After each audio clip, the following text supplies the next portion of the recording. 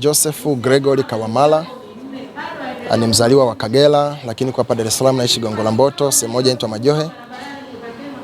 Ni mwenyekiti wa kundi la Umoja Family ambayo leo tarehe 29 mwezi wa 3 tuna mkutano mkuu wa kundi. Na kundi letu linakuwa na mkutano mkuu kila mwaka kwa mara 3, yani kila baada ya miezi mitatu tunakuwa na mkutano mkuu kwa ajili ya kujadili maendeleo ya kundi na mustakabali wake. Kundi letu linashughulika na mambo ya kijamii. Kundi letu halina kiingilio, halina mfuko wa kuweka fedha, lakini tumekuwa tukifanya mambo yetu kwa wakati unapohusika, na akiba yetu ni sisi wenyewe wanakikundi kwemo ndani ya kundi. Kundi letu mtu akijiunga, kwa mfano kama mimi nilivyojiunga au ni mwenyekiti, manake linahudumia mwanachama mwenyewe, mke au mume wake, watoto, wazazi wa pande zote mbili kwa maana ya wakwe. Hawa watu ni wataja, ikitokea mmoja wapo akaumwa ndani ya siku 3, akalazwa hospitalini siku 3, basi kundi linatoa mchango na siku tunaenda kumuona ama hospitalini, kama ametoka tunaenda nyumbani. Lakini pia tunakuwa na michango pia kwa hao niliowataja, mmoja wapo ikitokea Mungu amemtoa kutoka katika maisha haya ya duniani, basi tunatoa mchango na kwenda kufariji ile familia. Kwa kifupi sisi kundi letu ni wafariji. Lakini si hayo tu, bado mwanachama akioa, wakiolewa, au kama kijana wa kumzaa mwenyewe anaoa, anaolewa, basi napo tuna support pale kwenye zile harusi, na tukisha support tunaendelea na maisha ya kawaida. Lakini pia tumekuwa na kitu tunachokifanya tangu tumeanza kundi letu mwaka 2021. Kila mwaka tumekuwa na sadaka ya kwenda kuwaona watoto yatima kwenye vituo husika ambavyo vimesajiliwa na serikali. Tumekuwa tukienda kwenye vituo mara nyingi, tunapeleka sadaka zetu, tunatoa michango, tunakwenda kundi zima, tukifika pale tunapika chakula, tunakula pamoja na wale watoto yatima, tunacheza nao, tunafurahi nao, wanatueleza matatizo yao, wanatueleza mafanikio yao. Matokeo yake tunarudi nyumbani, watoto wanafurahi, wanajiona wana wazazi na wenyewe, na sisi tunarudi nyumbani tumefurahi. Na katika mambo haya tumeziona baraka za Mungu nyingi, kwa sababu hakuna mwanachama aliyepungukiwa kwa kutoa hizi sadaka. Mwanzoni nimesema kwamba kikundi chetu hakina mfuko. Mfuko wetu ni akiba sisi wenyewe. Manake mtu akiwa na tatizo, ukitoka mchango ni moja kwa moja, tukisha maliza kutoa mchango ule unaenda kwa muhusika, tumemaliza. Anayemdai mwingine wala kuna anayedaiwa. Tumeona vikundi vya mifuko vingi vinakufa kwa sababu kwenye mfuko kila mtu anataka atie mkono. Sisi tukaona hatuwezi kugombana kwa sababu ya pesa. Tunachanga fedha za muhusika zinaenda kwake, tumemaliza. Kwa hatuna akiba ya kifedha, sisi sio vikoba, sisi sio upatu. Sisi tunasaidiana kwenye shida inapotokea, tunaimaliza pale pale na tunaendelea na maisha mengine. Na kwenye mkutano huu tumepata mafanikio kwa kuboresha hii hatua kwenda kwa watoto yatima. Tumekubaliana kama mkutano mkuu kwamba sasa tutatafuta yatima 4 ambao tutawasomesha kuanzia form 1 mpaka chuo kikuu, na ikiwezekana hata wakipata kazi, ili tuwe tumewatoa kwenye hatua moja kwenda kwenye hatua nyingine, kwa sababu kupeleka vyakula anakula leo, kesho kikiisha kiumwa na njaa na sababu kama alikula jana.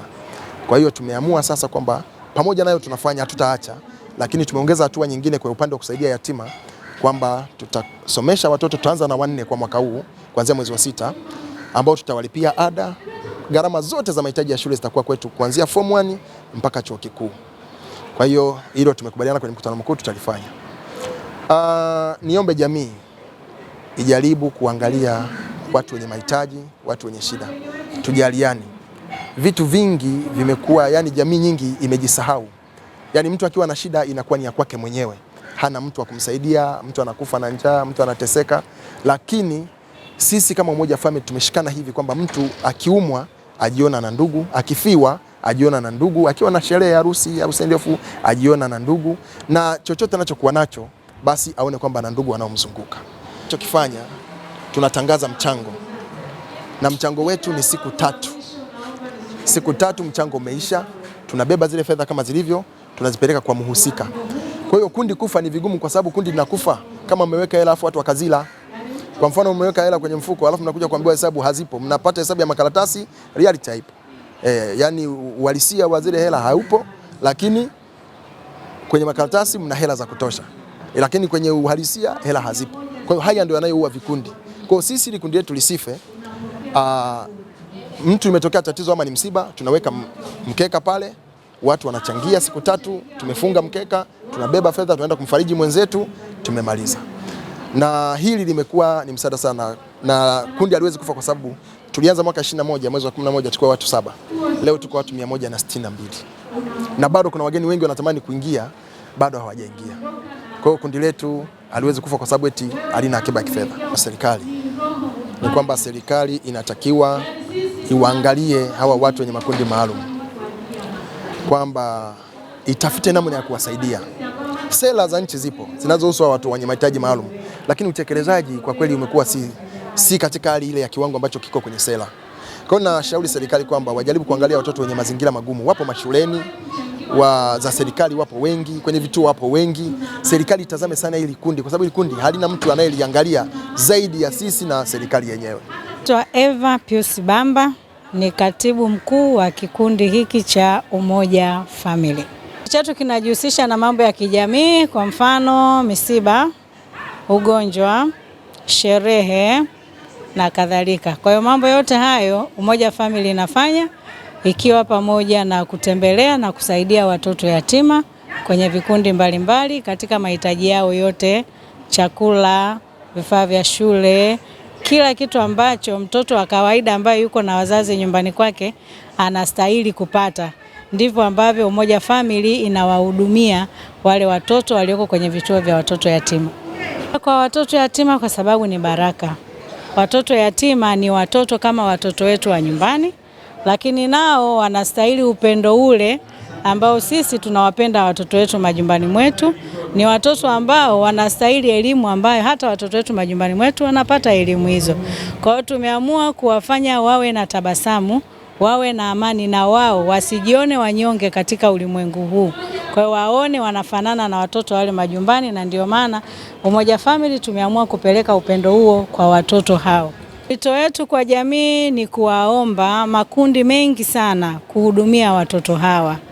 Inawezekana au ni utamaduni wetu makundi mengi kufanya yale mambo, kuchangia harusi, labda kuchangia misiba, lakini watoto hawa yatima wamesahaulika sana.